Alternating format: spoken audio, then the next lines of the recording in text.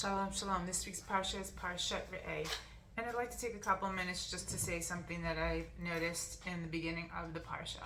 So this Parsha starts off with Moshe telling the nation, see that God has placed before you blessing and curse hayom today. And he goes on for the umpteenth time to try and plead with the people to make smart, good decisions, to, as it says later on in the parsha, to do what is tov and yashar, what is good and straight, to walk the straight and narrow path of goodness before God, and that will have them have a life full of blessing. And it's obvious to them, to the people. It's something that you know, it's not a mystery why that would be. And he's telling the people, but he tells them this in this very first page of the parsha.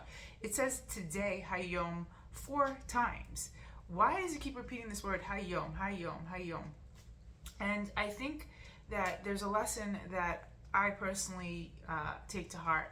And I think that is, maybe we can see the 4 hayoms, the 4 times that it says it, as representing maybe each watch of the day. As you know, they've said that there's 4 watches to the day, and to represent the fact that, you know, sometimes we get up in the morning and we're like, okay, you know, we're going to do things differently today, right?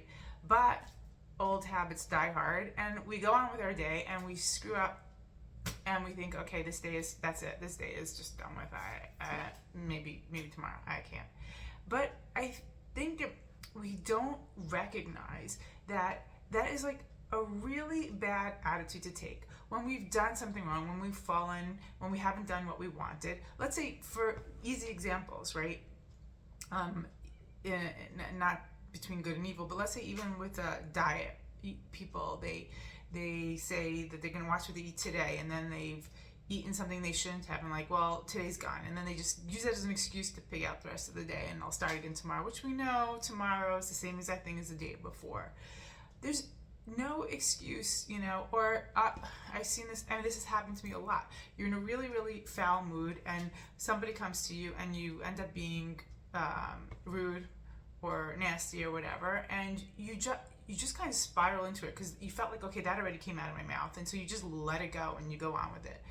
But this is such a bad attitude to take, and I've seen this in even in the educational system. Like a good teacher, I once had a good teacher. Once, maybe twice.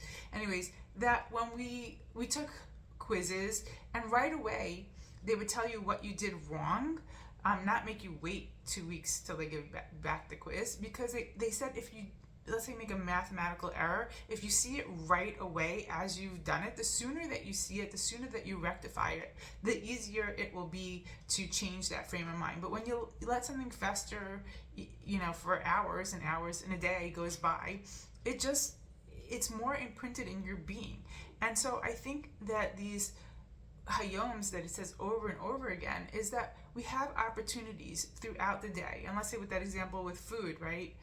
You have other meals, you have other things. Just stop what you did now. Okay, you had that cookie, donut, whatever, and, you know, move on. But so have a healthy dinner. Don't say I messed up today. Okay, so now I'm gonna go have, I don't know, whatever is not healthy, and screw that up also because you did that in the morning. It's such a bad way to be. Nothing's lost. No day is lost. Each day has so many opportunities within the day to turn things around.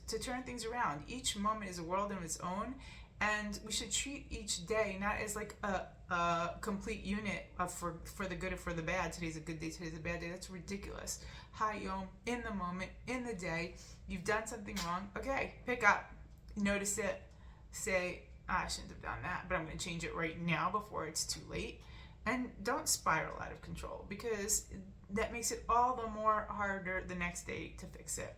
It's a simple message, but I think it's one that we got to keep reminding ourselves, is the sooner you can fix what it is, even if you said something came out of your mouth a minute later, I am sorry, I realize as it's coming out of my mouth, I shouldn't have said that.